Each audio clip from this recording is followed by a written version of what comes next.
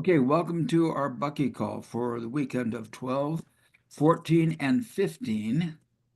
And if I recall, this is our last broadcast, our last meeting until after the new year. Am I correct on that? Yes. Mhm. All right.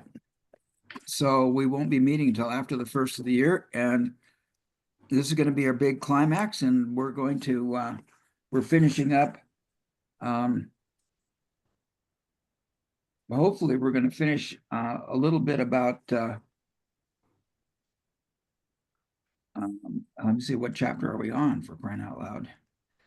Well, we've got some heavy stuff. The tools of the trade. So, which is all about polyhedrons, and we're starting on page 57 with an experiment, and we're going to continue with our further discussion of polyhedrons. Having learned about truncated polyhedrons and stellated polyhedrons, we're now going to talk about some experiments. So we're going to learn some different kinds of sophisticated configurations. And how are you feeling, and what do you expect to get for today, out of today? Okay, I'm actually quite happy that I've been reading backwards as well on the parts I've missed. And then I just have maybe another 5 pages to go, and then I'll be caught up. Yeah. So that I'm very happy about. So today I'm looking forward, and yeah, I'm then breaking for Christmas. So that means we'll have to wait until next year for us to continue with this discussion. And the main thing I think I want to know is where Amy is taking us all the way, to the end. Like there's so many things that Bucky talks about in his numerous books, right? So the things that she chooses to focus on, yeah, it's interesting to have a thought as to why she chose these topics to tackle and make easier to understand for um, people who may find Bucky a difficult read. Yeah, so that's where I'm coming from. So Richard, how do you feel? And yeah, would you like takeaway? Well, I'm feeling pretty good. Actually, it's really been interesting in terms of some different kinds of discussions. But this last 3 or 4 days, I had a colleague that, well, he's a co-author with this chapter that we've written about um, the connection between science and colonialism, and how they over time um, were kind of in a concave convex relationship. They both needed each other in order to advance their cause. Um, the colonizers needed science to pave the way for them to, well, basically be better navigators, if you want, on the oceans. um, and the colonizers needed science to sort of advance their particular argument for um, what they were going to do, and very often was a claim that we're going to bring civilization to you, and you're going to live a much better life because of that. And yet the hidden agenda in many cases was uh, obliteration. But anyway, um, so one of my former colleagues, who is um an indigenous science advocate and set up this um, World Indigenous Science Network in the late 80s, I was I'd been talking about her with this other colleague, and he looked up her name, and he found that she was attached to something called the Galileo Commission, and they produced what is now named the Galileo Commission report, and it's all about the frailties and the problems and the limitations of Western science as we know it today. And they're arguing that it needs to be expanded to take in a wider spectrum, a wider sense of what is considered evidence, what is um, uh, replication, and so forth. And it's a wonderful critique um, of Western science and its developments. But it's not a sort of throw out the baby with the bathwater. It says, you know, it's important. It's an important part of scientific development. It's just that it's too narrow and over relies on materialism as the sort of fundamental or absolute lens that we try and document what is evidentiary and what isn't. Um, so I think it's a wonderful document. Um, they make a number of references to Bohm and his work and several others, Einstein and various people. So it all fits in with what we've been discussing and dialoguing about. And it also fits in with what my colleagues and I have been writing about for the last 2 or 3 years. And my former student came up with what she came up with the idea of a canopy metaphor.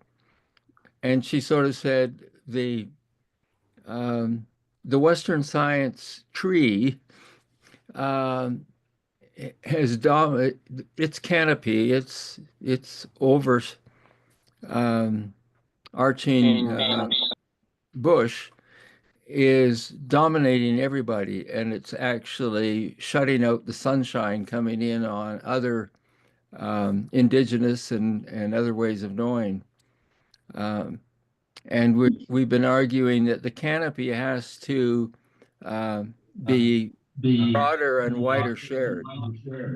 Um, and there it has to the Western science canopy has to shrink in order to allow the other trees to grow, and then together they form a much more inclusive and culturally sort of adaptable framework.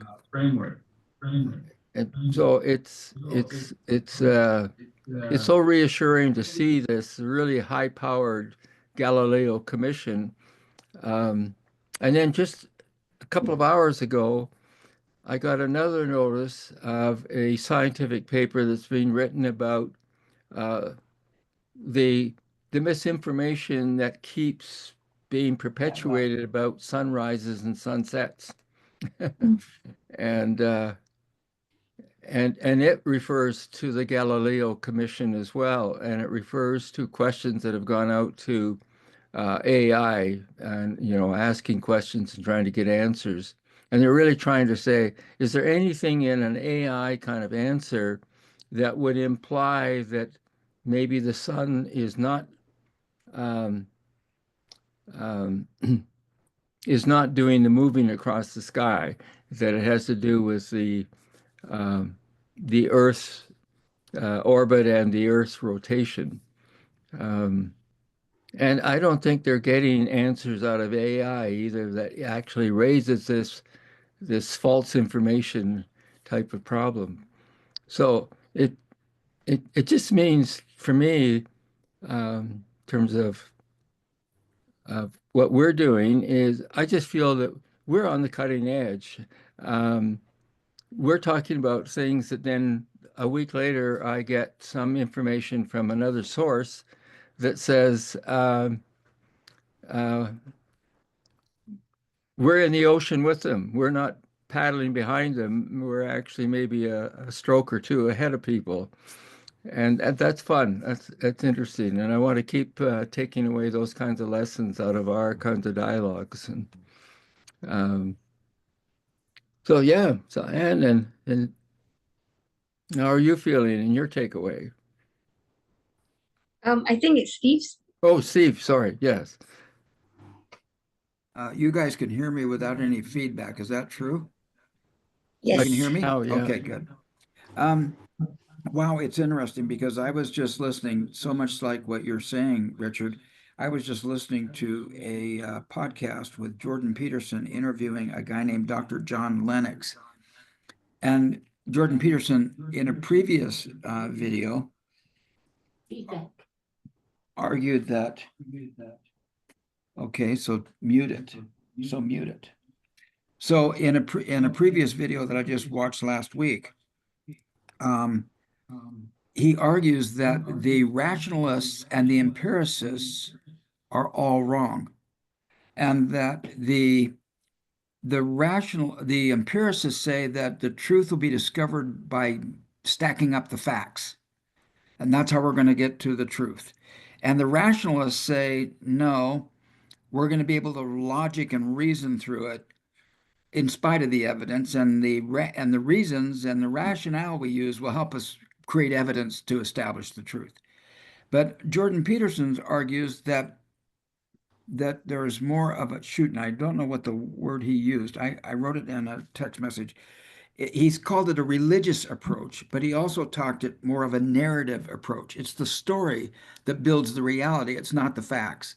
That we need the story to guide us and direct us into the empirical, rational thing. Without the story, we have no basis for either empirical evidence or a rational argument.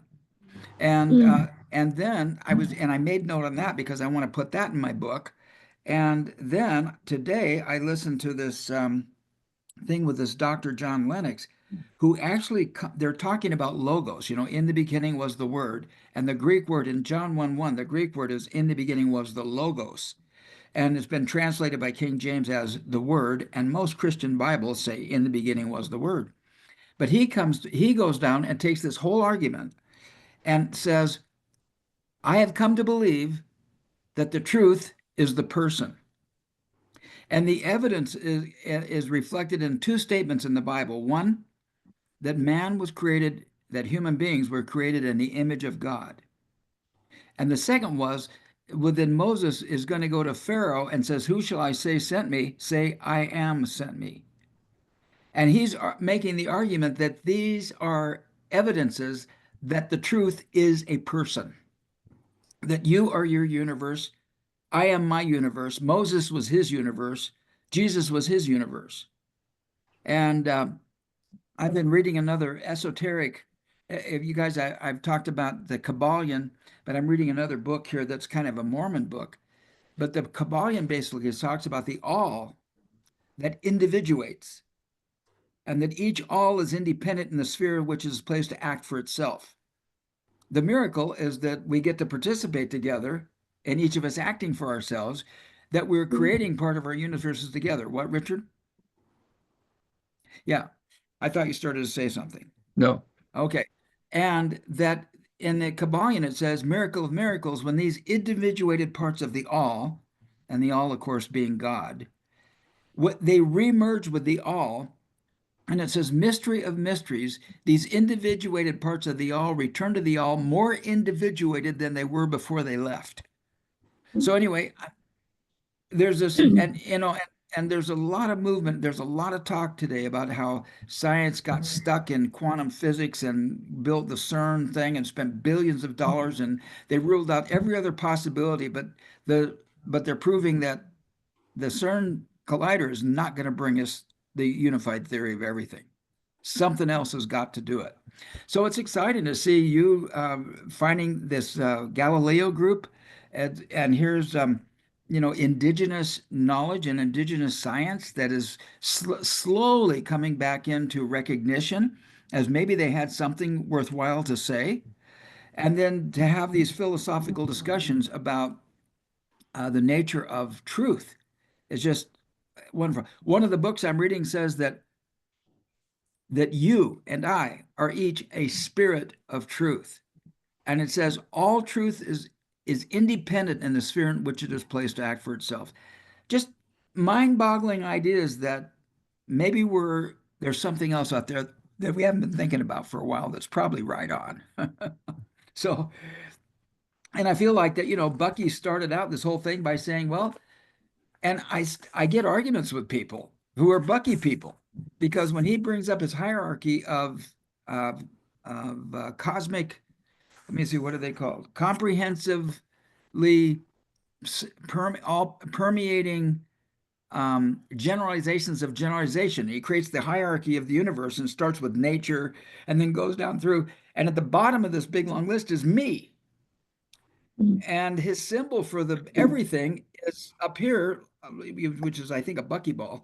And then right next to it is a symbol for meanness, like as if I am the freaking universe. And so, like Bucky was into it, there is no universe without me coming in contact with other and defining who I am by my relationship with otherness. And I think all of these things are pointing these directions. It's kind of exciting to hear you. It's just exciting, the adventure we're on.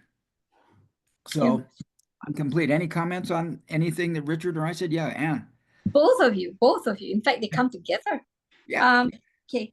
First is, when Richard started talking about this lens of what is evidentiary, right? You're absolutely right, because when people look at the evidence, they're using the evidence to create more of the same of the evidence rather than, creating different evidence, right? So that's number one. And number two, this whole thing, the very example I'm going to give, because I can think of it, because it's so ingrained in education until they understand that you can't change it, right? Then the fact that Steve, you talk about the narrative, right? It's the narrative that should lead, to the empirical, or to lead the empirical itself, right? The studies, the results, or the numbers. And because I give you an example, the bell curve, this I've been talking about this, but I need to make a video on this. And we started talking about this 15 years ago, where the bell curve is concerned, right? And people are using the bell curve to create the same bell curve everywhere when the reality is incorrect. Okay, so okay, where you're sitting, this is is this to your right? Is this to your right? Yeah. Okay, if this is to your right, then the curve goes like this, right? So you have the high performers here, this little bit here, which is usually about 16 to 20%, right? As depending on the bell curve that's drawn. And then you have the middle, the average here, which is about 60 to 68%. And then you have the lower performers, which is about another 16 to 20% here, right? So the thing, a lot of people don't seem to get Asia, the Asians, I don't get it, why they cannot see it. Because you know how even West or East, have we ever said this about children, right? Like, you see the children today, they are way more intelligent and they know so much more than we ever did before. We say this all the time, correct? Doesn't matter which country we're in. And Asians talk about it all the time. And I said, okay, so the kids, all of them, we say the same thing about all the kids.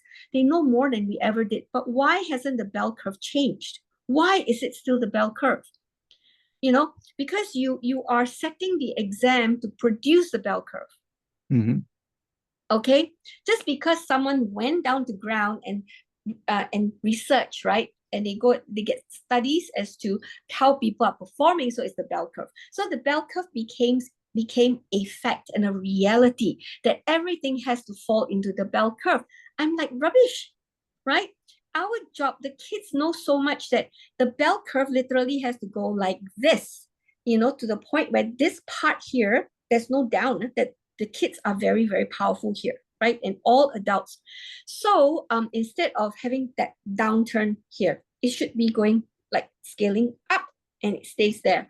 And I'm like, why can't that be the curve? Why must it be the bell curve? And so that's number one. Number two is, why in the world, like people, Asians in particular, you heard of tiger mums. Have you heard of tiger mums? Have you heard of tiger mums? Yeah. And then, of course, the later ones, the ones that are not tigers, I think I've heard of dolphin dads and dolphin mums. All kinds of animals have come up. But the tiger mums, especially in Asia, the drive for results is ridiculous, right? And so the thing is, don't they get it that the exam results will still produce the bell curve? So like, say this is moving into like intelligence or results and so on, right? And knowledge. Okay, this is your axis or whatever, right? So the bell curve is here, right? But the minute everybody charges for the results, the whole bell curve just shifts and shifts and shifts. You can't beat it. You can beat your kids, to death to study and study harder. They can't beat this bell curve because all the bell curve does, it just shifts. The better shifts some more. And therefore, you keep having people who are not strong, average and below average, but they have gone beyond average and below average. Does that make sense? This is this is the other thing that in reading the Galileo report, and it speaks to this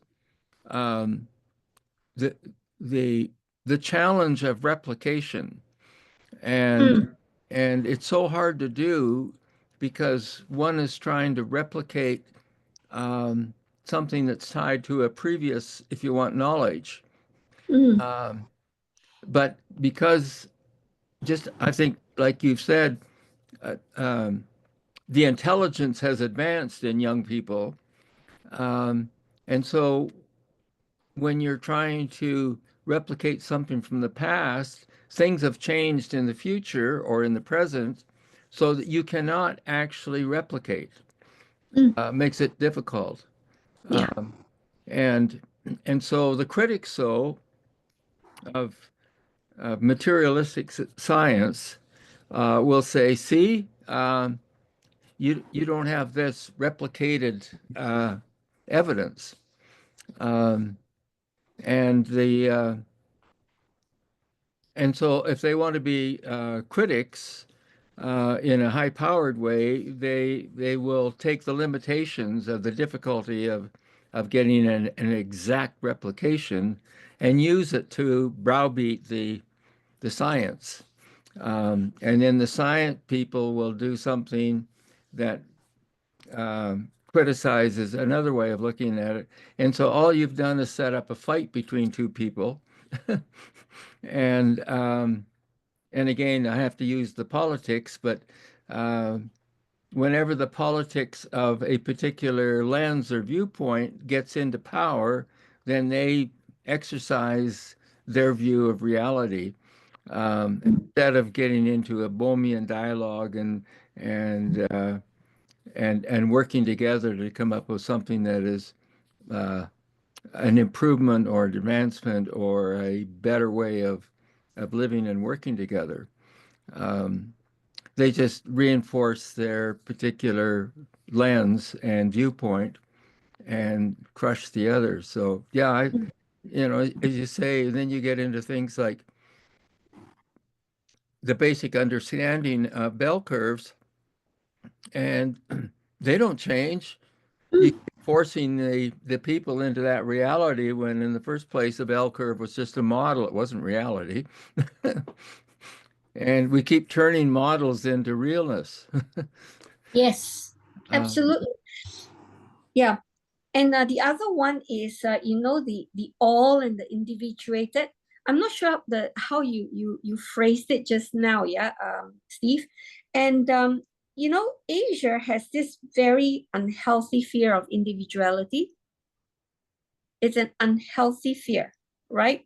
To the point where they force conformity, right? And everybody being the same. And if you see how they do it in schools, it's ridiculous the way that they are browbeating the children, right? In general, so that they are the same, and all because there is this fear of individuality. So but then you have the all, right? You have to have the all, but then that the all should have individuals. It should have a celebration of individuals that can be in the all. And the thing is, okay, when Steve, you start talking about that, people go away, the individuals still go away as individuals, correct? Under the all. Is that was what I took that you were saying? Am I right, Steve? Okay, so this because it you reminded me of something that this Singaporeans, they were doing the camps in Malaysia, right? So we used to send our students for our leadership camps there. And the leadership camp is just everybody, whoever wants to go. And, they pick up leadership skills or whatever skills they need to have at the camp. And really, it's quite a rough camp, and rough as in the things that we get the kids to do, they're very challenging. But one of the things that came out was these people coming from Singapore, they deal with students from many, many schools, whether it's Malaysia or Singapore.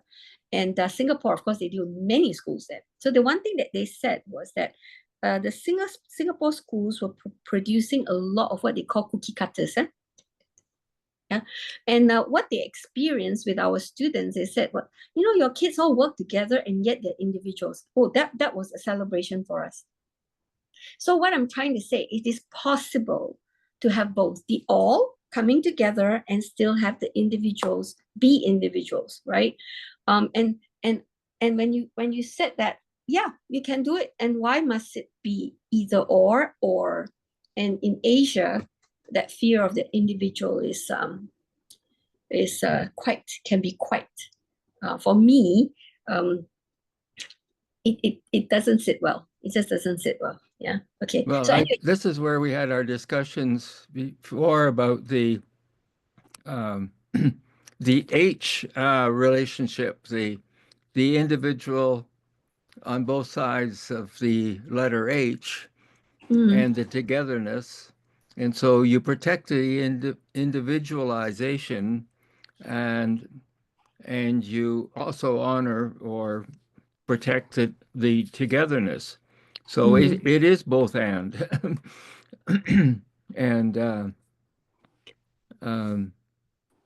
And the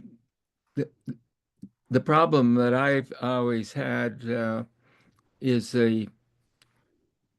talking about ceremony and belief systems in I suppose it's the Christian tradition, maybe it's others as well, that talk about marriage being the bringing together of two into one. And what that often means is that one of the two gets buried into the other. They lose their voice, their independence,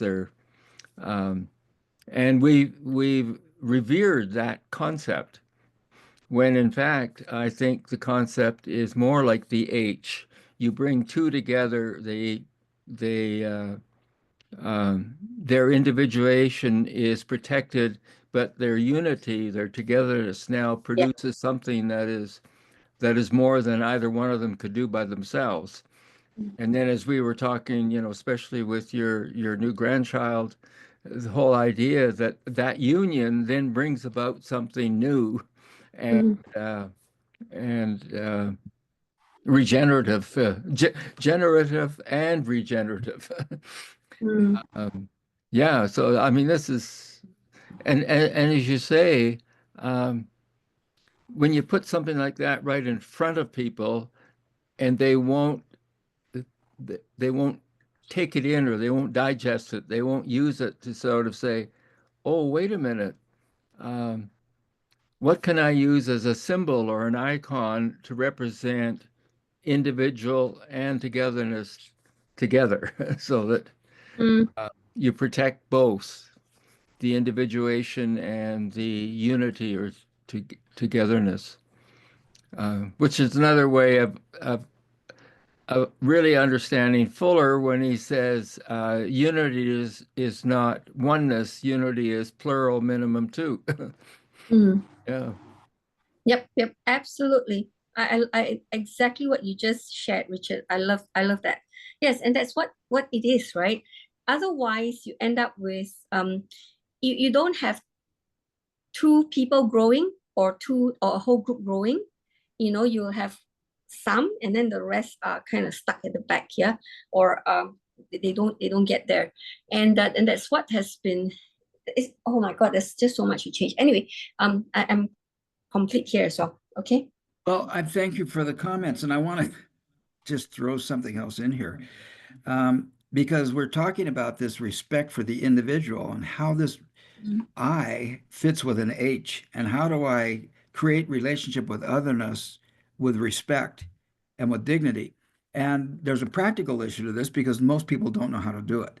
And there's a great book that I found 35, 40 years ago when I was in hypnotherapy. I'm going to share this with you. It's called Declare Yourself.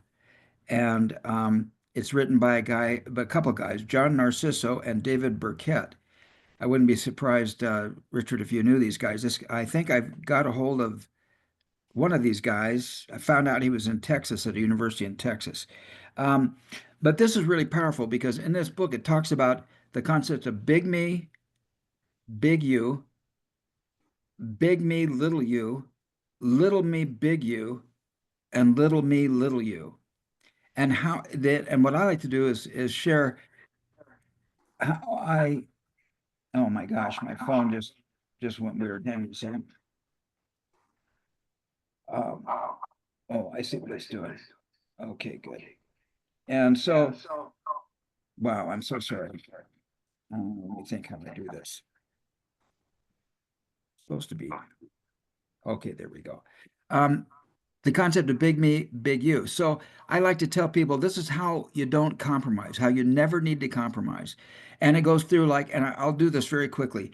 Big me, little you is, let's say we're partners and we agree that you're going to be busy tonight and I'm going to cook dinner and you're going to come home late and would like to have dinner late tonight. And I say, yes, that's fine. And so we make this agreement together and then you come home late and I didn't make dinner. So big me or big you, little me will say, well, you promised you'd do this. You're a jerk. And then little me, big you would say, you're absolutely right. I promised I'm a jerk. And there might be some punishment or other thing to go on. Then there is little me, little you, or let me see, little me, big you. Uh, I already did big me, little you. I'm hearing myself over here and it's distracting. So big me or little me, big you is, yep, I should have made dinner. I'm a jerk. Big me, little you is, yeah, well, you don't know how busy I was. And if you knew how busy I was, you wouldn't come in here like King Kong. You're a jerk because you're insensitive to me. You get it? Then there's Yeah. little me, little you, which is, yeah, I said I was going to make dinner. Let me make dinner for you. I make dinner and I dump it in your lap. It's really Mm. passive aggressive and nobody wins from that. And then there's big me, big you, where I say, wow, I did commit to make that dinner. And I got busy and I blew it. And I broke my word. So let me make dinner for you right now. And big you might say, you know what? You go ahead and make dinner, but I really should fast. I feel like that it's really providential that you didn't make dinner. I really need to fast. And so you go ahead and make dinner. I'm just not going to eat even if you make it. In other words, I can choose to grow instead of choose to be right.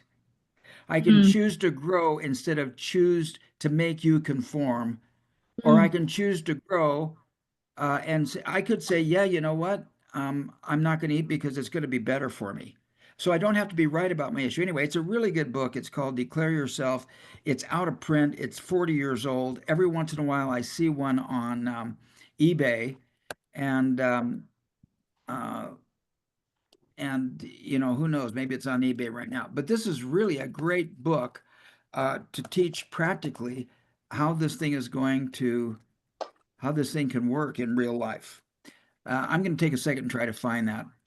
And if you want to comment on it, you sure can.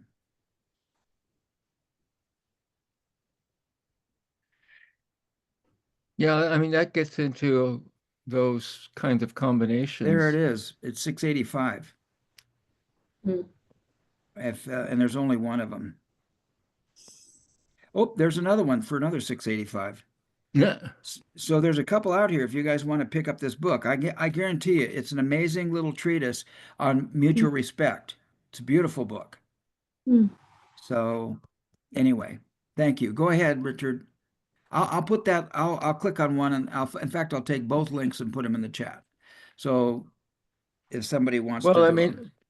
mean, what it does for me too is when I was working with the systems model, but of of, of taking the professional helper um, and the and their personal life. So it's the professional P and the personal P. And then the person that's being counseled, there is the client C, in other words, they're just an object, and then there's the person C. And so you have to figure out when do I relate person to person? When do I relate, professional to somebody's personal? Or when do I just do professional to to um, to category like client? Um, and very often in a helping relationship, the client is wanting to have kind of a personal relationship feel to what's going on, and they get this objective sort of professional. And every once in a while, they'll say things like, you know, can't you show me your humanness? Can't you share some of who you are as a person? And the really well-trained healer will always refuse to that because they'll say, well, no, I have to be objective. Um, and I think I'll bet you the same thing goes on in a classroom environment as to when does the teacher just play out the role of teacher and the student has to be a student, um, and you ignore the student's personal self and you ignore sharing some of your personal teacher life. Um, and then you have some teachers who are really dynamic and they kind of know intuitively um, when to do which one of the pairings, you know, um, and, uh, and so it's a both and. It's the bringing together of both your professional training and your personal life, and you bring together the category of a student with the personal life of a student. And those four things have to be in sync, and they're dynamic, so they change. Um, but I think so often, and I think Anne is getting at this too, is that the classic sort of education of an educator, a teacher, Yeah. is to over focus on the professional teacher role and uh, the so-called professional category of a student role, and uh, and that just gets played out. And of course, we know, and Jan, you've certainly explained that many times about uh, what that used to be like, and maybe still is in lots of ways of where the teacher wraps your knuckles for every mistake that you make, and they seem to be able to do it without any real personal feeling. they've they've objectified themselves as a teacher and objectified the kid as an object, and so to smack them whatever number of times just seems to be so normal and natural. And the personal sort of part of that in the kid's life and in the teacher's life is ignored. Absolutely, Richard. Spot. Oh my God. I'm writing down. Good. I will say that when I teach meditation, if I think I know what I'm doing and I just teach and say, here, 1, 2, 3, very few people get it. I got to go 1, 2, 3. Now, what does that mean to you? Okay, let's test this and see how it's going. And I find that I learn more and more about meditation by listening to my students than I do by me blabbing. Mhm. And there's an old saying in the world that when the student is ready, the teacher appears. But among the initiates, it's when the teacher is ready, the student appears. And so that's just an important aspect of what you're talking about. Yeah, yeah. I'm Yep. complete. Are we ready to start, or we got some more Yeah. comments? Yeah, that I mean, just this discussion alone, there's just so much out of it, and it's very timely because Tuesday I'm having a very tough conversation with my team. Yeah, because education works inside a bubble. Yeah. And so when you handle the work that is outside the bubble, because the bubble is part of the bigger world, right? And you like it or not, the reality of the bigger world is involved in the bubble.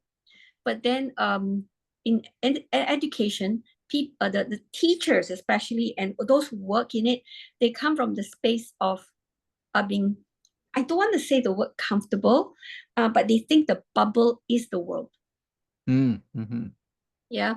And it's so hard when you bring in the reality of the world, because it impacts inside the bubble, and they refuse to be part of it.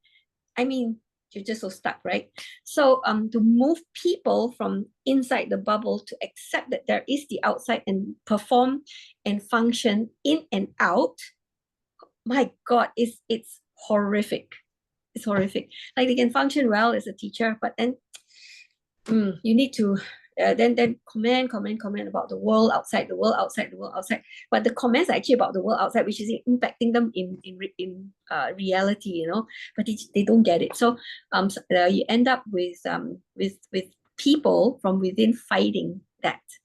Yeah. So And that, to me, again, a good illustration of that for me anyway, is the triangle illustration, that only the angles inside the triangle count. So they're like the bubble.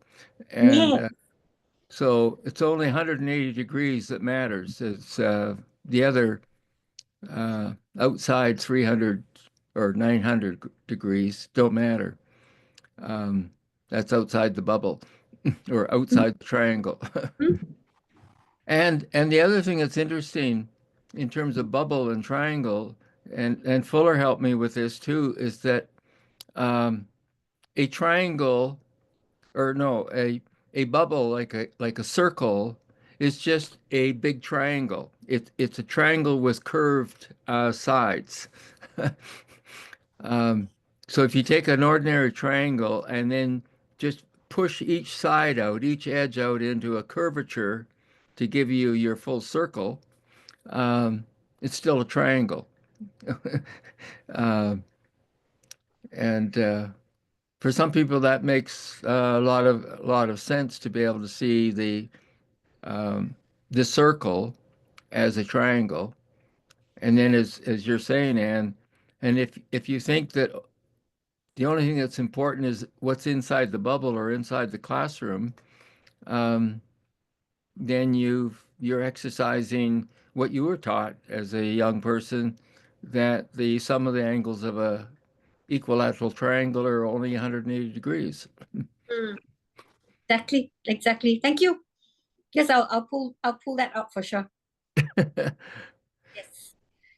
Yep. So this is more, as like we grow a lot of our leaders from within, from within our organization. And so every step you move, you will have those who embrace it, and there are those who can only think from inside the triangle, right? Yeah. Mhm. So that's one of the things. But and at the end of the day, for what we have created, it's not easy to bring people from outside to take charge, because they don't get the inside, So, but in order to replicate what's inside, yeah. But anyway, that's one of the things that we are working on, and best way actually is the people inside. They need to just get outside as well, and those who do, they do very, very well. Yeah. Yep. Thank you for that. Okay, Steve. Maybe we're ready to go. How exciting. All right, we'll go for it. Here we go. Okay, what just happened? Oh, there we go. Okay, we're on page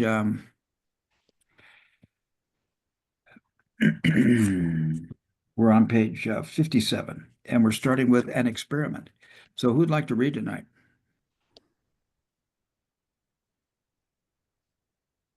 Steve, you want to start? Oh, sorry. I was just looking for my book.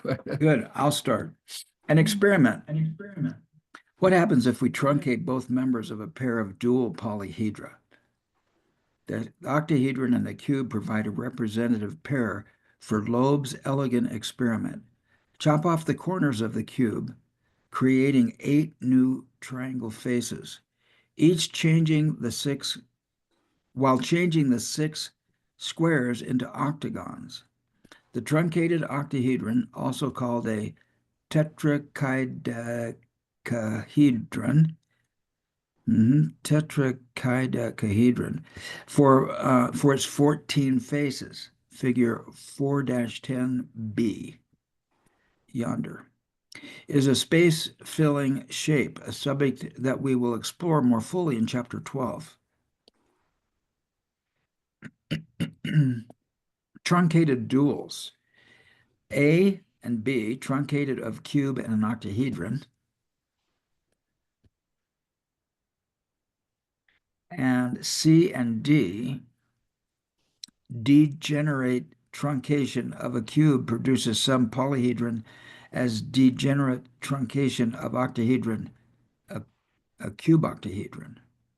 And we know the significance of a cube octahedron. That is the shape of the equilibrium. Now notice what happens if we allow all truncated planes to expand. Oh my gosh, I'm not going to get this at all. I'm terrible. I wish we had videos for this. The truncated, and I'm sure there are some out there, the truncated cubes, triangles, and the octahedron squares independently spread into the degenerate case, with truncation planes meeting at mid-edge points. Look at figure 4C and 4D. Those are the bottom two figures of what we just there. 4D and 4D. Suddenly, octahedrons and hexagons are phased out, becoming squares and triangles respectively. The two different systems turn into the same polyhedron, conventionally called the cube octahedron, for reasons now apparent and renamed vector equilibrium by Fuller, for a reason explored in chapter 7. This polyhedron plays a critical role in synergetics. In the present context, it merely provides an exemplary illustration of the interactions of duality and truncation. Wow. I'm going to pause right there. I get it. The reason why the cube octahedron collapses through its various shapes is because it's going through a truncation process. That's what I'm hearing. Is that what you're hearing? Yep. Yes. Yeah. Loeb's further investigation reveals that the degenerate truncation of any dual pair leads to the same polyhedron. And we know that the vector equilibrium ends up in a tetrahedron and then finally collapses into a 4-bonded triangle. For instance, degenerate truncation of both the pentagonal dodecahedron and the icosahedron creates the icosadodecahedron, named for its 20 triangles and 12 pentagons. The pentagons created by slicing the 12 five-valent vertices alternate with 20 icosahedral triangles. I wish I could actually visualize what I'm saying. Looked at another way, 20 triangles have resulted from chopping off all of the 3-valent vertices of the pentagonal dodecahedron, figure 411, which I think is right below here, if I've got it right. That's it. With either outlook, we begin to see the effect of duality. Take special note of the system's 12 five-fold elements, their presence, and will soon be interpreted as fundamental law under certain conditions. This is exciting because I think I had a new revelation over the last couple of weeks about what duality meant and how the dual of the tetrahedron is a tetrahedron, but the dual of a square is an octahedron. And I guess we do that by truncating and collapsing. Very interesting. Whoops, did I go too far?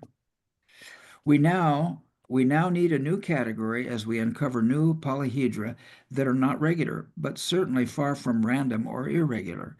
The cube octahedron and the the icosahedron are alike in having only one kind of vertex, but two different kinds of faces.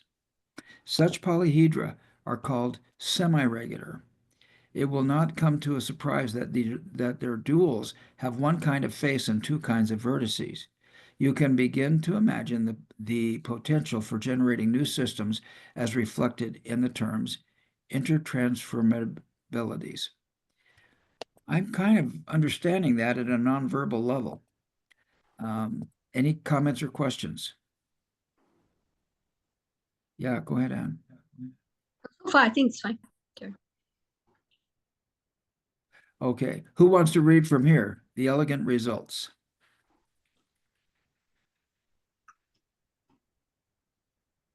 If Tell you me can what- zoom it out a bit, I can. For some reason, my book has disappeared on me.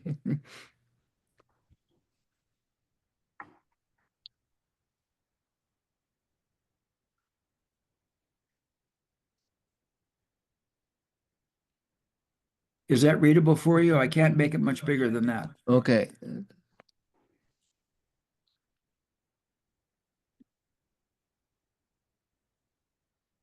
Where's it starting? Oh, elegant results. The elegant results of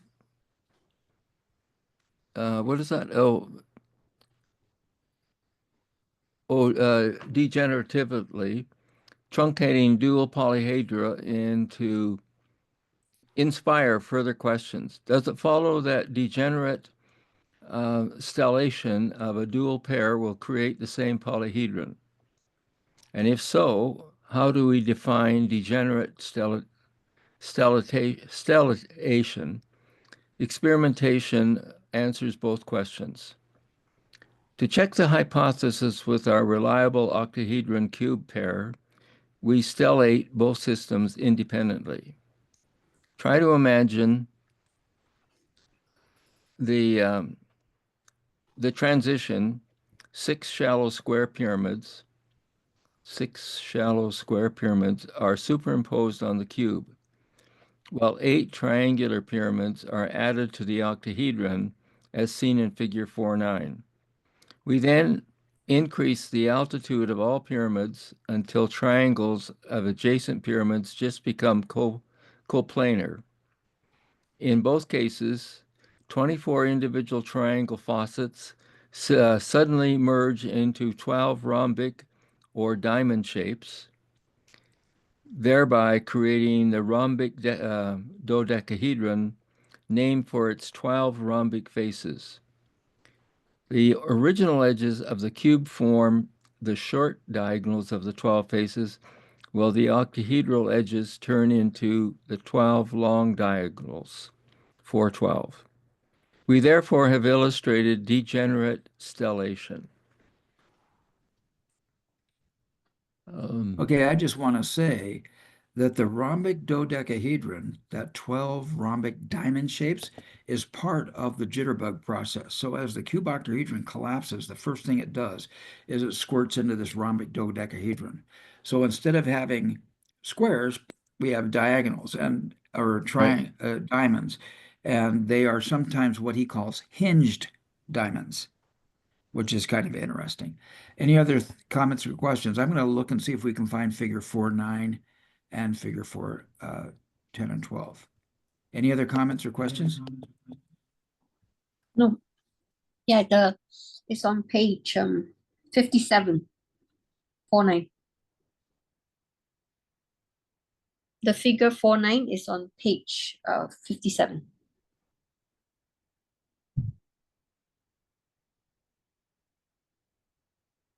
Mm.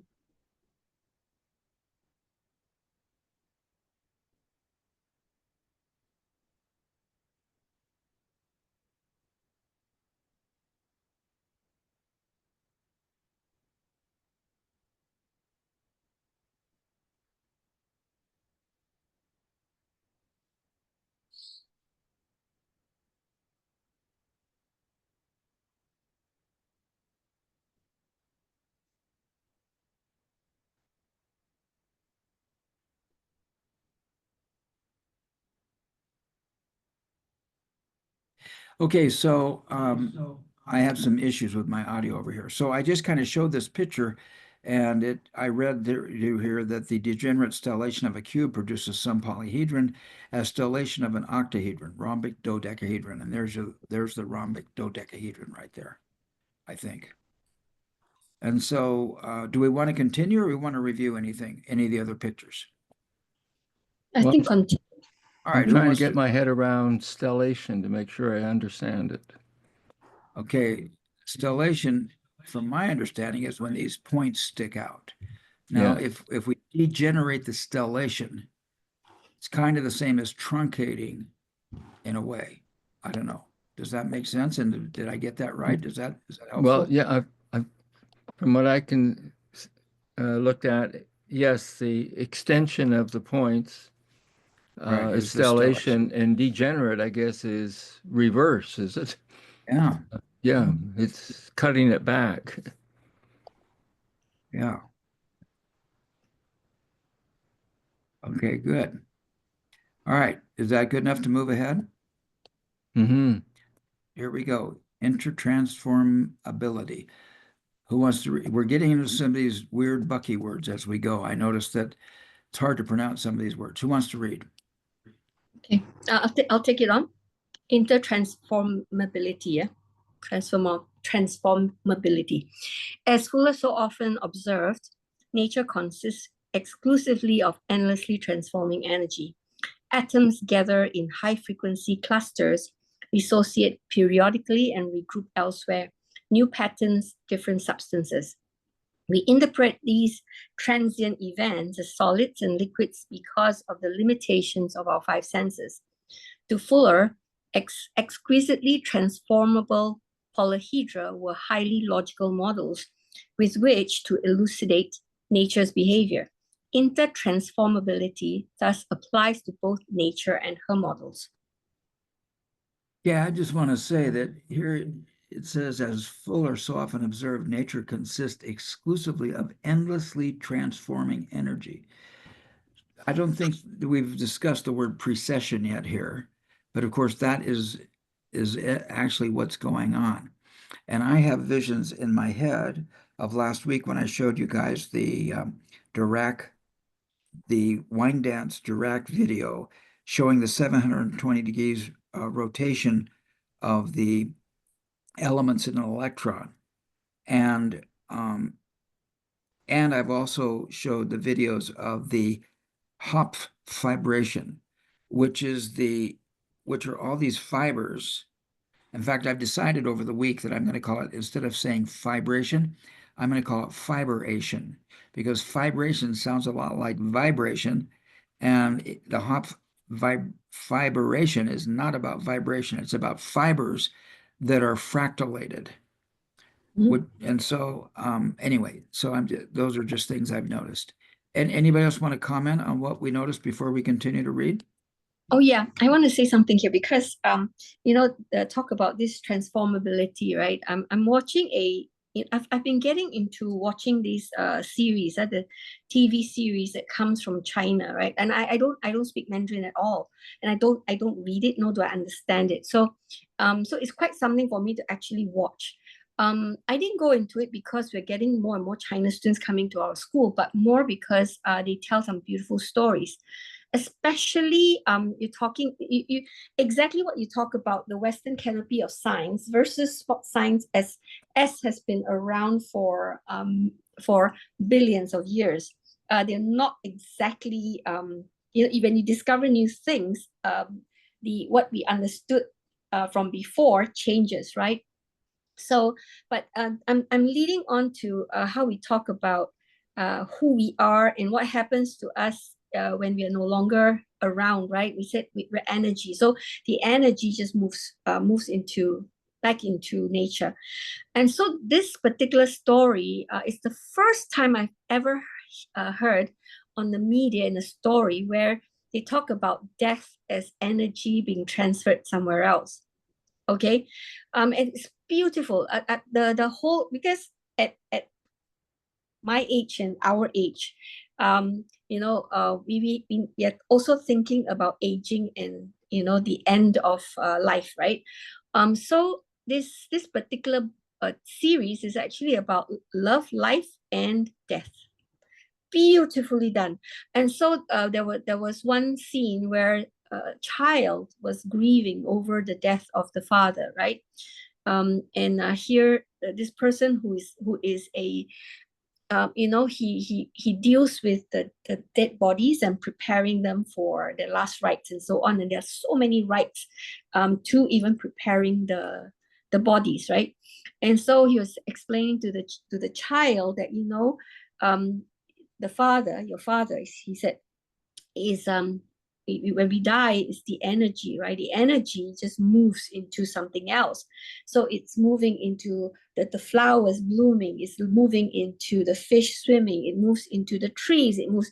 So explain to the child that the father is still there, but out there in nature and being part of nature. So he's actually not really gone, and that allowed the little girl, maybe about 10, 11 years old in the show, to accept the death. And so now she's looking at, the father's death is now instrumental in being part of nature and nature's growth and survivability and so on. So and thriving. So I was like, wow, this is the first time I've seen death dealt with in that manner, and even the whole process of someone who gives so much respect to the dead. Yeah, beautifully done. So anyway, I'm just thought I'll just share that because this, just talking about the transformability of the energy. Yeah. Let me ask you, Anne, are those Mandarin programs subscripted and in what language are they available? Are the subscripts available? Yes, you have to have it transcribed. I mean, it has its what do you call subtitles in English. Without it, no way, I won't be able to watch it. Yeah, so it's available. Yeah, there's this platform that we get. Netflix is available on Netflix. Yeah. And this TV series is Will Love in Spring. Beautiful, beautiful story. What's it again? What's the name? Will Love in Spring. Spell Yeah. it. Will Love in Spring. Well, Love in Spring. Okay, cool. Yes. It's on Netflix. Yeah, and it also deals with the female character. She lost a limb because when she was younger, but it is not the kind of set. I never watched shows from Taiwan and China for 6 decades over. Okay, because there was a tendency for it to be very over dramatized, and it's like the stories all have one formula. Doesn't matter whichever one you watch, and it used to be all sad and you just cry and cry, and the sounds is also pretty the same throughout. And we only realized that it started to change around 2020 2021. Even if you watch before that, it still has the elements of the way that the shows were done in the early, and more very different stories and were coming up, and more relatable, especially for the Asians, and even how Asians deal with love and partnerships, and you see the awkwardness of boys and girls, or young men and women, even though they're adults and they're very awkward in relationships. It is so accurate here, like unbelievable, because for lots of Asian parents, it's about, you can always find a girlfriend when you start working, so don't worry about that. But my students, some of them, they came back to me and say, Teacher Anne, we really wasted our university years because we never found partners. Yeah. And so they said by the time he came out to work, all the opposite sex, all taken up. So one of them lamented until 42, where he finally found someone to marry. Yeah. And before that, he was saying, also, they were very gorgeous back. Some of them you can't see, they really blossomed, the girls, right? And then for the guys, they were also starting to lose their hair and things like that. So they're like, now how do I now find a partner? It's very real in Asia, the awkwardness and so on, even as an adult. It's funny. Yeah. Yeah. I've heard about in Japan how the way they get jobs, they're too far away from home. And so they go live in a dormitory and they're there working. And then they occasionally go back on weekends, but they work from early in the morning till late at night. And it's just relationships are getting more and more difficult everywhere. They're difficult in America because the telephone is screwing everything up. That smartphone and the way people are seeing sex is usually through, it's not real what they're seeing. Even when they're not doing heavy pornography, there's nothing real about a relationship, you know. And boy, we are changing as human beings. Phew. Yes. I'm so glad I was alive when I was alive. I'll tell you, the 60s and 70s were good. Yeah, and That I'm was very, terrible to say. it's the last But time they you'll- were good, weren't they, Richard? Yeah, they were. They were. Yeah, So anyway, anyway, so just to share with you, you know, that kind of thing that kind of shows up in the show. But it was the death and life and love. Oh, wow, beautiful. And the aging, how they were describing it, I was like, wow, that's beautiful. Okay. Anyway, transformability of energy.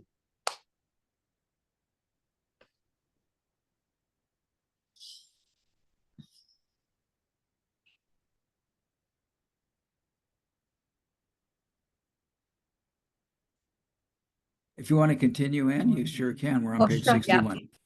Okay. We now consider a final experiment from Loeb's research to bring the subject to a close, starting by truncating a representative polyhedron such as the cube. Continue to the degenerate polyhedron, in this case, the cuboctahedron, as illustrated in figure 4-10, point C. And put it aside for a moment. Now take the same cube, the degenerate stellation of which yields the rhombic dodecahedron as seen in figure 4-12 with its 12 rhombic faces. 12 identical faces? Have we accidentally overlooked a regular polyhedron? No, for the other requirement of identical vertices is not satisfied. The diamond's obtuse angles come together at 8 3-valent vertices, and their acute angles at 6 valent vertices referred to figure 4-12.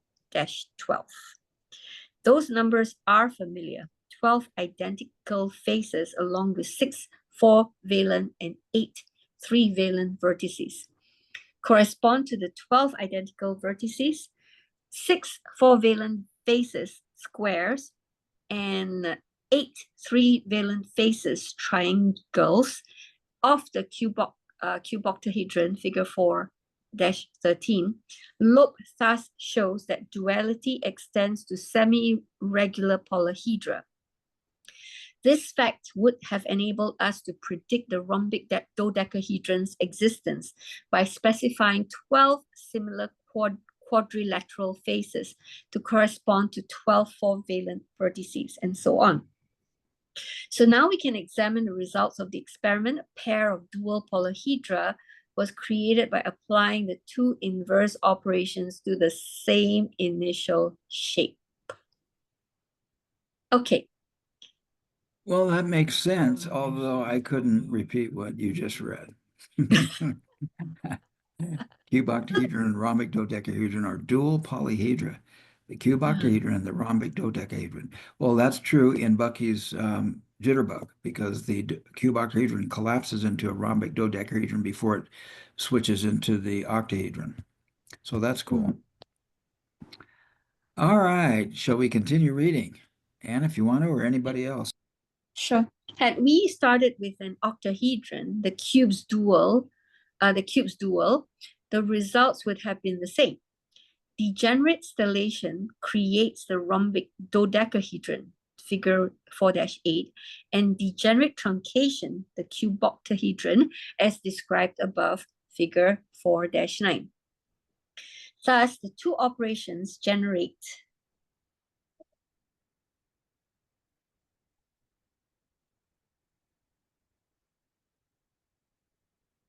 dual polyhedra from one starting point. Loeb concludes that degenerate truncation installation are dual operations. To generalize, Loeb discovers that if both members of a pair of dual polyhedra are truncated or both stellated to the degenerate case, they will lead to the same result. Conversely, separate degenerate truncation and stellation of the same shape create a new dual pair. Finally, regular polyhedra usually generate semi-regular ones. Do I go on? I kind of Or- understand that in general principle, at least. Richard, how you doing? Any comments? Richard, you're on mute. Yeah, I'm okay. Yeah, that's If you want to I think- continue, Anne, we're good. What? I think as we read and come to the the summary, or not the summary, but the end of it's like the conclusion of that section, and that's where the meaning or the understanding is. So I think just to read on, I guess would be fine with me. Okay, symmetry. The foundation is almost in place. A final tool to pick up is an understanding of symmetry, exact correspondence of form or constituent configuration on opposite sides of a dividing line or plane or about a center or axis. This somewhat abstruse definition from the American Heritage Dictionary introduces the two types of symmetry. That would be? This is kind of big, so if we made it smaller, we'd see more all of a sudden. Okay, so It here's says, for the figure, it says symmetry of icosahedron and of the letters M, S, and R. right. Whoop. And this is the end of the chapter, so we get to consider what we're doing. Let me enlarge it again for easier consumption. Okay. I don't know what's going on here. Mirror symmetry, yes. Yeah, hang on a second. Sure, no problem. Whoops. Okay. Okay, mirror symmetry, go ahead. Mirror symmetry is the more familiar, involving the exact reflection of a pattern on either side of a mirror line or plane. The letter M exhibits mirror symmetry, R does not. Figure 4-14.b.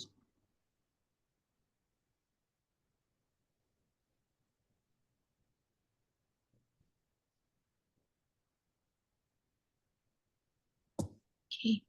Rotational symmetry specifies that a configuration can be rotated some fraction of 360 degrees depending on the numerical type of rotational symmetry without changing the pattern. For example, a square exhibiting fourfold rotational symmetry about its center can be rotated 90 degrees, 180 degrees, or 270 degrees without detectable change. Similarly, an icosahedron has fivefold rotational symmetry about an axis through a pair of opposite vertices. Figure 4-14.8.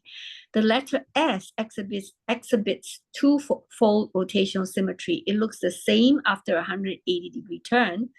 Figure 4-14.B. In other words, in X-fold rotational symmetry, constituents of a pattern are repeated X times about a common center. These concepts will prove useful as we proceed through Fuller's discoveries. Cool. It's early enough that we could continue reading, so I'm doing what I can to get there. Oh, there we go. The next we're on chapter 5, structure and pattern integrity. Before we go there, because Steve, both you and Richard, you've gone through synergetics, and you know that,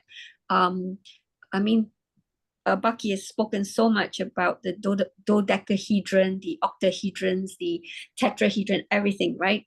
So when you look at this, especially heading into this truncation, stellation, and ending with symmetry, and even the whole thing about the octahedron, What is it that for you that it has shown up for you very strongly? The reason I'm asking is because Amy Edmondson, I think the earlier chapter talked about the fact that there is no straight line, right? In nature. Mm-hmm. Yeah. So here we're talking about a lot of straight lines, So, but how does it show up? Well, actually, these lines aren't straight. They're all spherical. And we only make them straight so that we see them more clearly, I think. Do you Oh, agree with that, Richard? They're actually all spherical. They all have an arc. Is that right? Yeah, I think it's a bit, well, it's like zooming in and zooming out as you, or like a fractal, as you move in further and further, you get to see all the little nooks and crannies of the shoreline. Whereas when you're back off, it looks like a smooth line or a smooth border. Um, and That makes what sense. what I what I got out of I guess it would be the vector equilibrium part, but also about the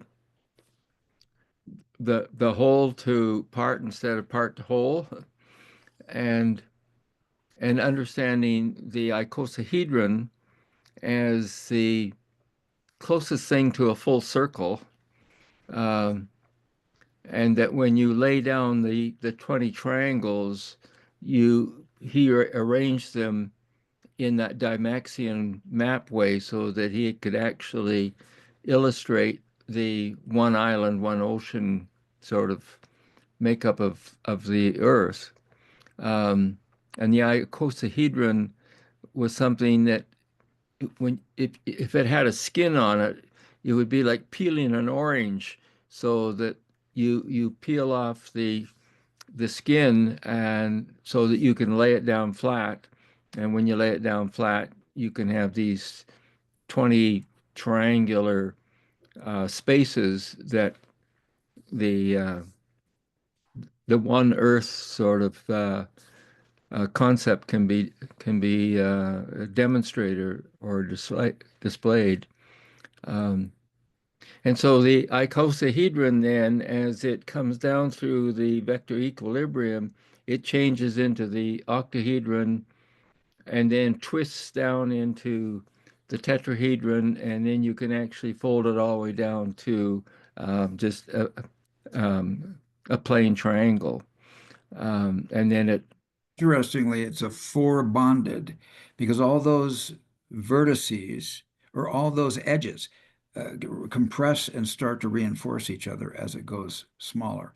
That's what I recall. Does that make sense, Richard? Yeah, and I think the other is it's talking about the intertransformability is you actually see that intertransformability occurring from the icosahedron into the octahedron to the tetrahedron without missing a step or without breaking the pattern. They they uh, they compress down, they not turk, they torque around and then down flat.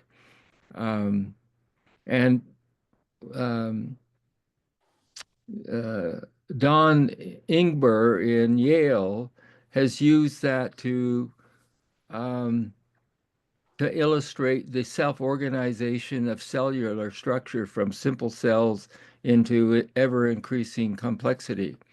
Um, and there was a great write-up about this in Scientific America in the 90s, 98, I think it was.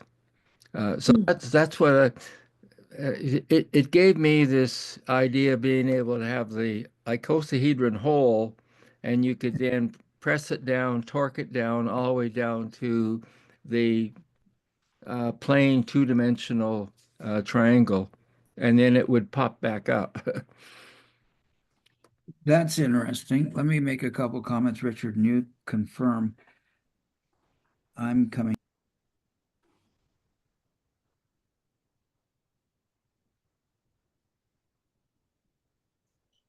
Thank you for that, Richard.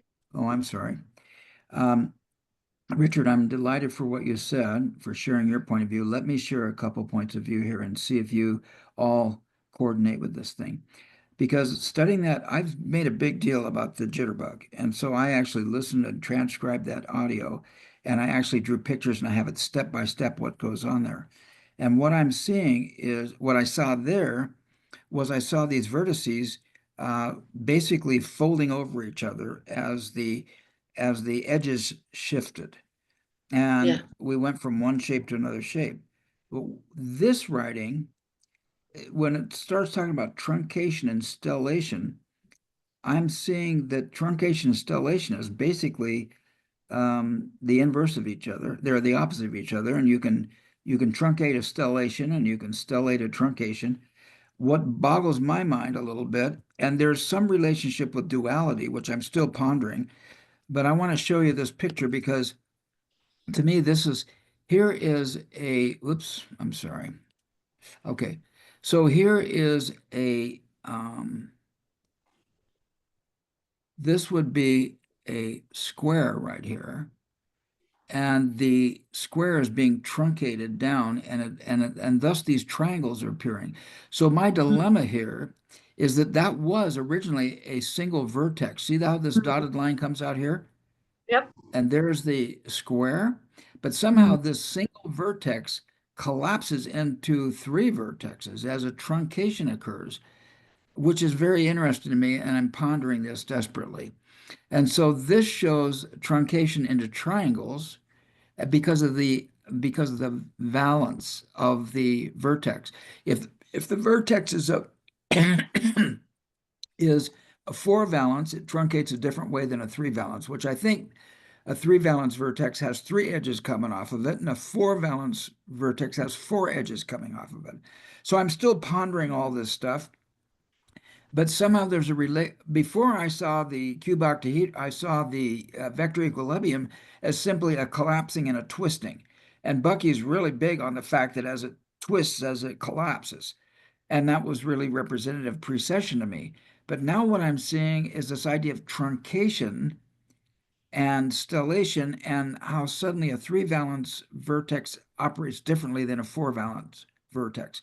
So I'm going to be pondering that because I'm not sure what that means. But what it is it's a clue to the duality of these shapes.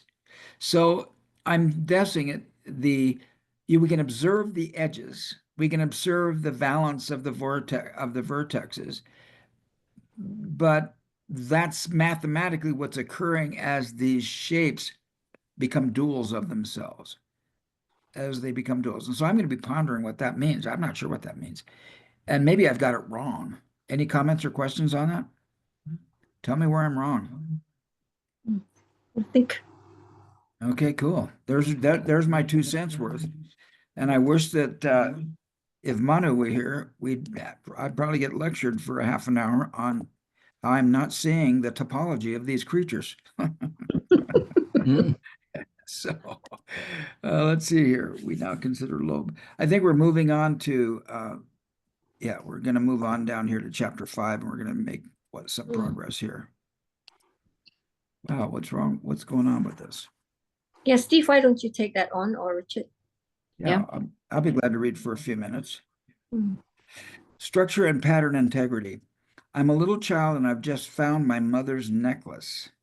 Famous for his marathon lecture series, Fuller used to talk about synergetics for days on end. Time constraints in his latter years usually prohibited such extensive coverage, but he almost always told the story of the necklace, looking a bit like a small child himself as he draped a 10-foot loop over his shoulders. Bucky explained that the process of collecting experimental evidence starts with children. Fuller was a remarkable teacher, particularly in his ability to explain difficult concepts in simple terms. I wouldn't say that's always true. Not drawn to the formal logic of proofs, his genius lay in his novel use of everyday experiences. That is true. Elaborately detailed descriptions relying on familiar materials and specific colors were tailored to elucidate various complex phenomena. In one such scenario, he is able to explain the intimidating concept of precession. See, this is what I commented a minute ago, that we haven't been talking about precession, and yet the stellation and truncation seems to be part of the stellation process. It's not just a matter of twisting. Maybe it is. I don't know. We're going to read about, which is one of the mysteries of gyroscopic motion, though through a series of easily visualized events. His images materialize so vividly in the mind's eye that the underlying abstract statements may be grasped effortlessly. The best renditions of the precession sequence are found in videotape lectures because Fuller's gestures are as important as his words. The 43-hour Everything I Know lectures, which they're referring to as ELK, video, contain an especially good version. Original written document was published in Fortune, May of 1940. Fuller wrote the two-page piece in response to a request or a challenge from the Sperry Gyroscope Company. I'm going to be a little child now. We are immediately in his world, looking out. Even having heard this routine countless times, one can forgive the simplicity of the story. This is stuff for 5-year-olds, but it is riveting and a welcome break and often a heady lecture. The necklace grows out of Fuller's insistence that every child is born a genius, endlessly curious, probing, full of wonder about everything. If a child's questions are rewarded with answers that feel right, that is, correspond to that child's experience, the inherent genius will blossom. Boy, that's a powerful quote, Anne. If I were going to be talking to teachers, I'd be presenting that to them for sure. More often, not challenge creativity by tedious memorization that doesn't seem to relate to the world around him. A child simply learns to play the game. Boy, this is such a powerful statement of the truth. Fuller's conviction, and the ones who get a good grade in the game are on the high end of the bell curve. To your point, Anne. Fuller's conviction that children spontaneously leap at the chance to understand the universe when excited by true and comprehensive information was primarily motivating force behind synergetics. His aim was to supply models to elucidate the wonders of science to adults and children alike. It's an unusual necklace. 10 or more thin wood dowels are linked together with red rubber tubing segments in a continuous flexible loop. I've seen some, I think the Weavers or some of the stuff that Richard goes to, they have one of these things and I've seen it actually in action on some of those videos there. Red rubber tubing segments in a continuous flexible loop. Bucky keeps taking it off his shoulders to remove another one of the 10-inch, 25-centimeter dowels. One by one, they drop to the floor as the necklace turns into recognizable polygons. Recognizable, that is, when he struggles to hold them out flat and round. Soon the drapable necklace resembles a hexagon, then a pentagon. Next, the 4 sticks that are easily persuaded to be a square just as readily collapse into a bundle, 4 parallel sticks held in one fist. Yeah. You want to comment on that, Richard? Well, I do in the sense of what's called triangulation in family counseling, family systems work. And triangulation is described in the negative. In other words, it's when you take 2 to gang up on 1. And again, once I got into Fuller, I then found the inconsistency between the understanding of triangle being a very stable structure and this family systems people using triangulation to treat it as a negative and treat it as a 2 against 1 kind of picture.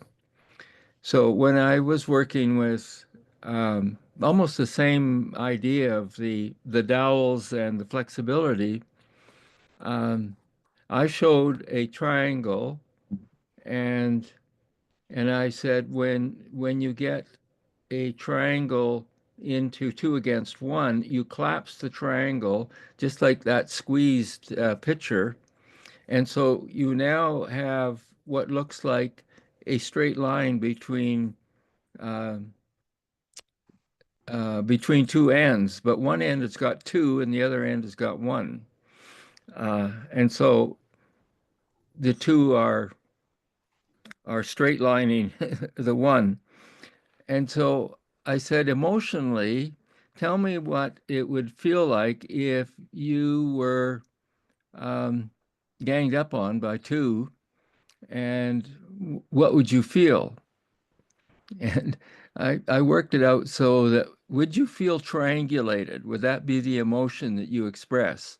And of course, everybody says, no, that's too abstract kind of idea.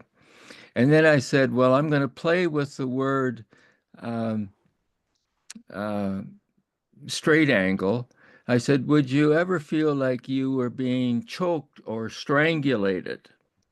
And the answer would be, yeah, that's what it feels like. I'm being smothered. I'm being strangulated by these other 2. So I said, so break out the word and say straight angulation.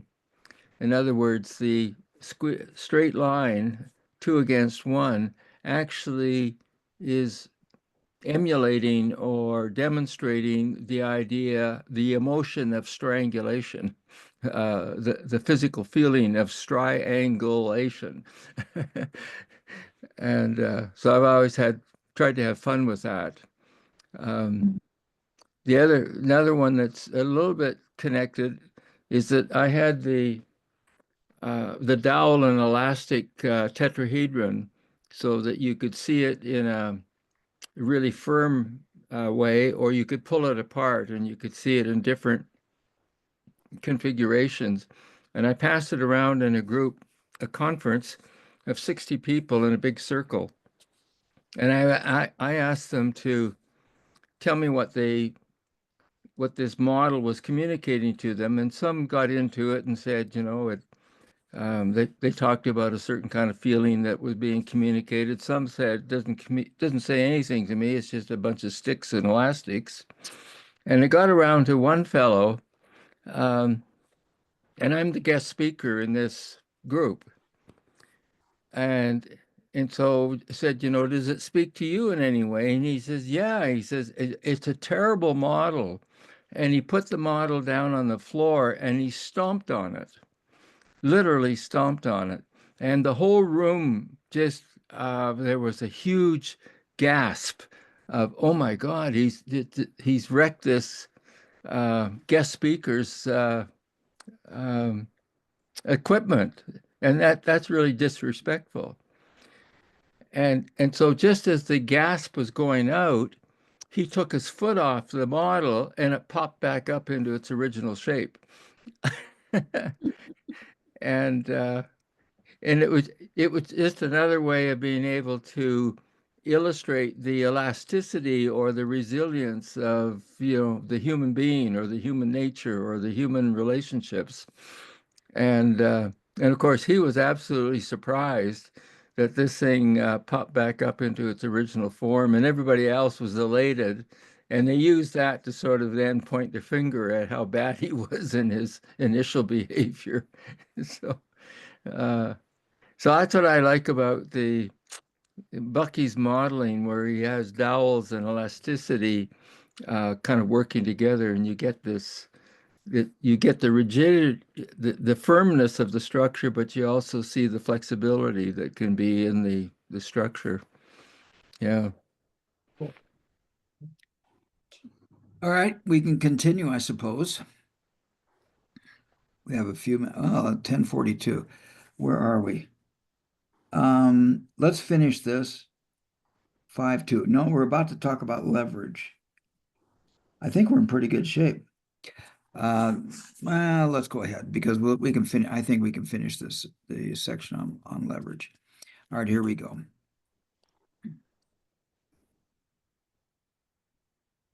I think we haven't read this yet. Isn't that correct? We have not read Yeah, this yet. haven't. Yes. Let's go down and we'll see what goes on.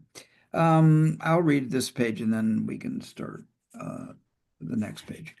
His expression is utterly earnest. You remember when the teacher went to the blackboard and drew a square? Nods filled the lecture hall. Well, the only reason it stayed a square was that the blackboard held it together. The shape collapses, dangling from one hand. Many laugh. Some look concerned. They have begun to sense that he is deeply serious about this whole conversation. One more stick is pulled out of the loop. Three are left dangling. If he removed another, the necklace would disappear.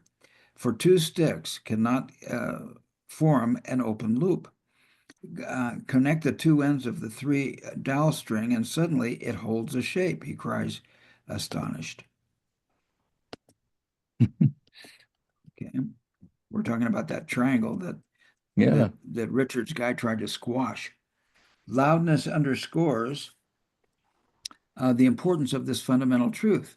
With enthusiasm undiminished by the repetition of thousands of lectures, only the triangle is inherently stable. And that's a reference to Synergetics section 609.01. Bucky reminds us that the conditions and materials of the experiment did not change. The red tubing is still flexible. The sticks are still rigid. So what is responsible for the sudden change?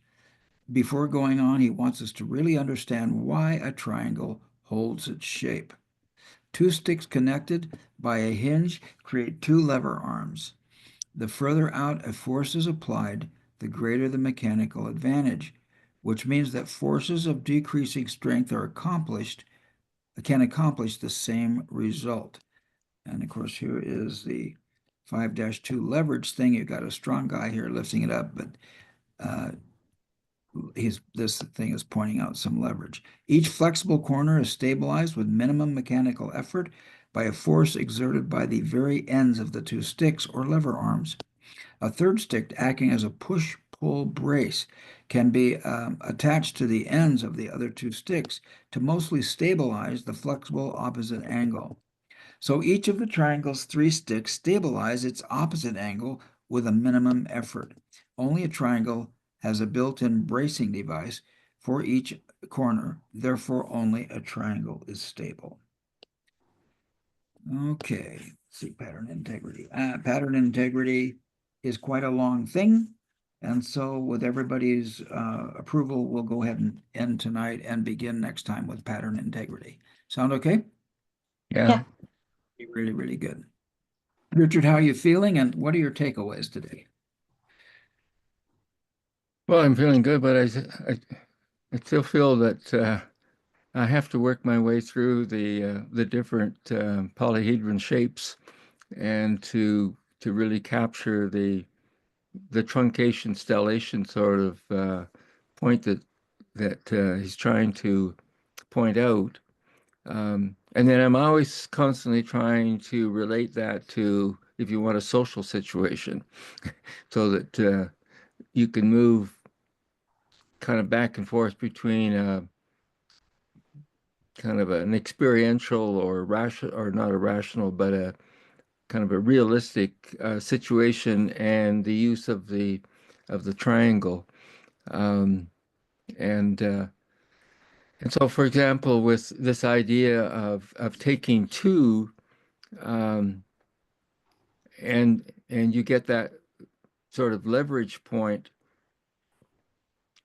For me, it also represents the binary. If you have just one stick and you have a binary, if you want, at each end, and you force somebody to make a decision as to whether they want to go to one side of the stick or the other, uh,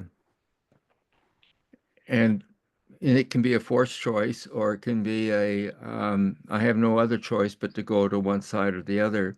But when you put the triangle in and create the third point, you then stabilize the whole picture.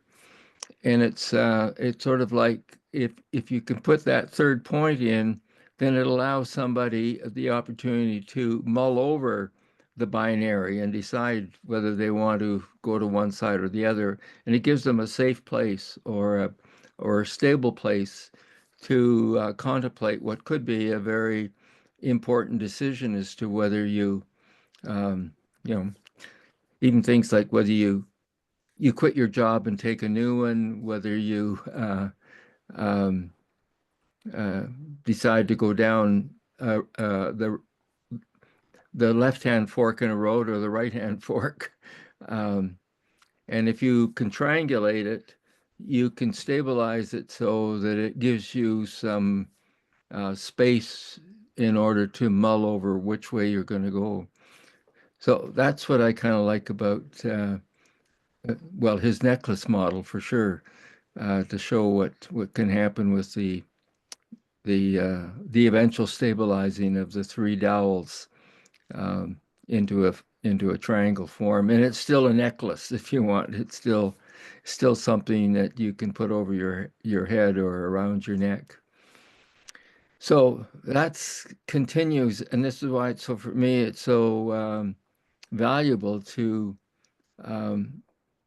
read Amy's work again, only in a collective like we are doing it, rather than just trying to read it myself and then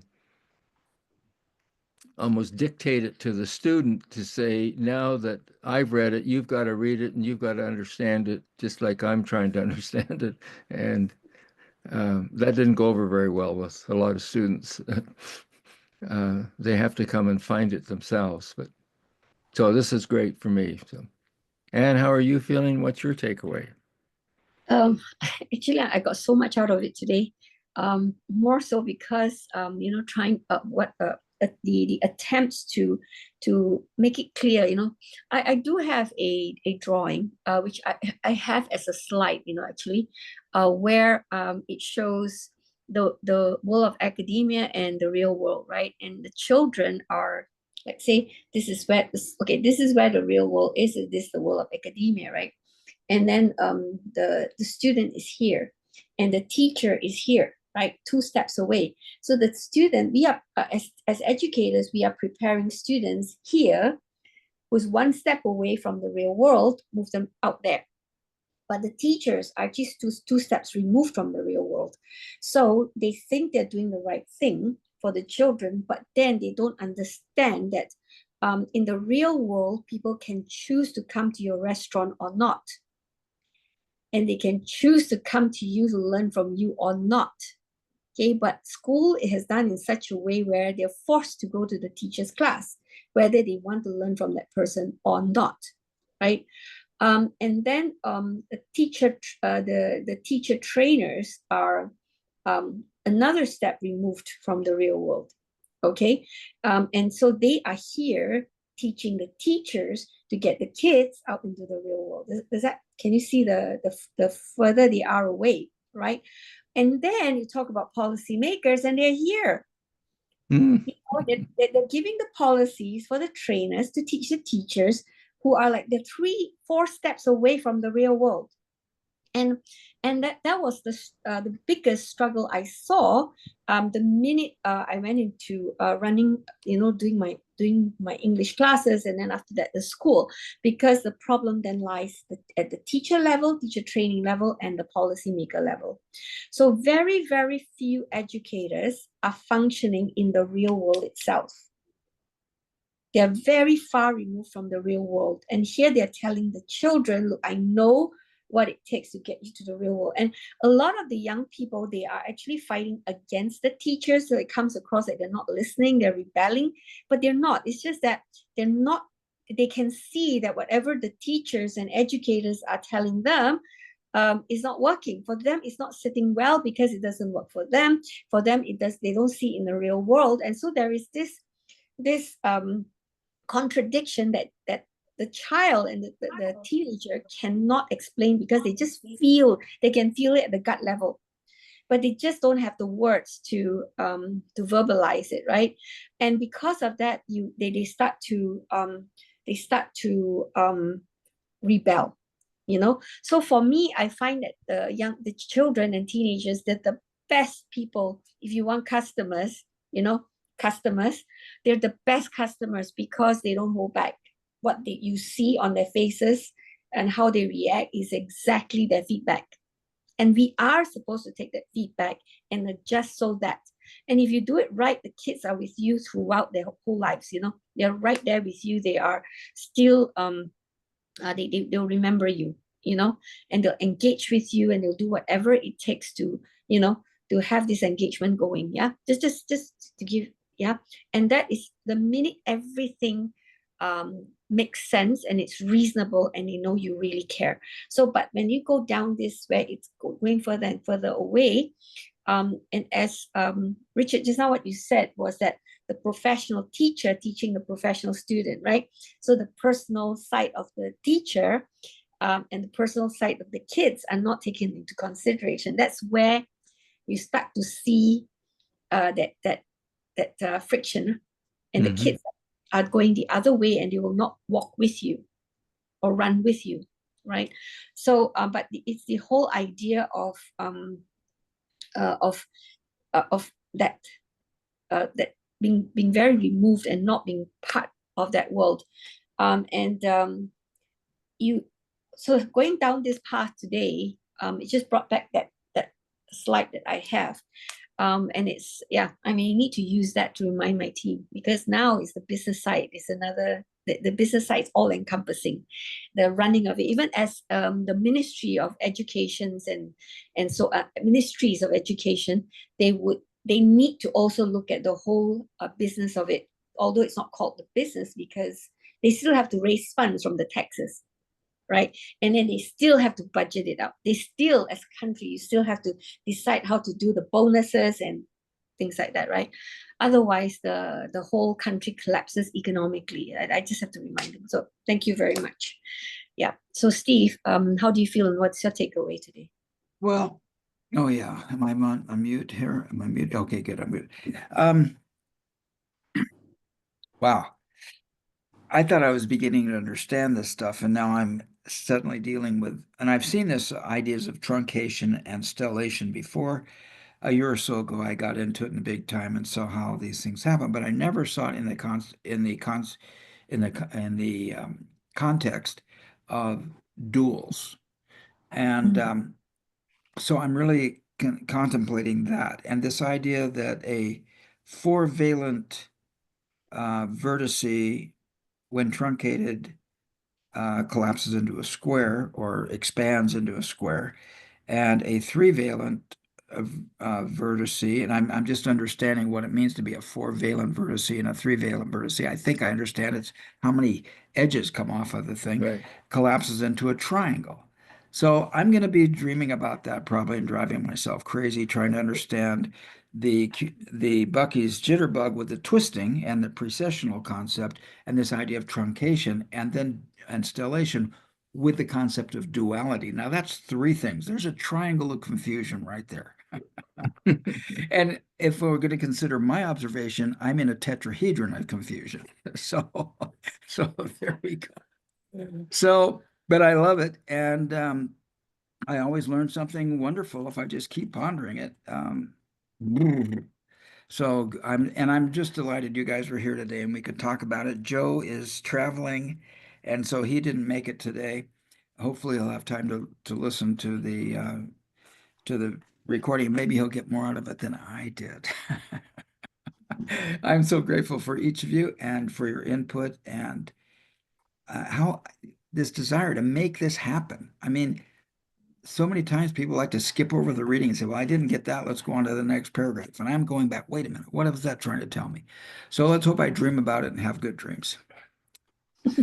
Okay, you guys, you're my heroes. And I guess I'm not going to see you till after Christmas. Yes. Merry Christmas Merry to Christmas. both of you, Yes. and Happy New Year. And Happy Wishing New Year. all the best in the holidays, and see you in a year's time. Yeah. Safe travels. Have a great time. You Take care. and to your family. Bye-bye. Bye.